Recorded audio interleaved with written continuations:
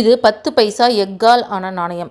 10 பைசா 1988ஆம் வருடம் அச்சிடப்பட்ட நாணயம் ஒரு பொதுவான இந்திய நாணயம். இது பொதுவாக துருப்பிடிக்காத எக்கால் ஆனது. அசோகத்தூண் அல்லது மலர் வடிவங்கள் போன்ற வடிவமைப்புகளை கொண்டுள்ளது. மேலும் பல்வேறு இந்திய நாணயக் கடைகள் அதாவது மும்பை, கொல்கத்தா, நொய்டா, ஹைதராபாத் மற்றும் ராயல் கனடியன் மின்ட் அதாவது ஒட்டாவா ஆகியவற்றில் கூட அச்சிடப்படுகிறது. பொதுவாக மதிப்பு குறைவாக இருக்கும். ஆனால் பிழை நாணயங்கள் அல்லது அழகிய சேகரிப்புகளுக்காக இதன் மதிப்பு அதிகரிக்கும்.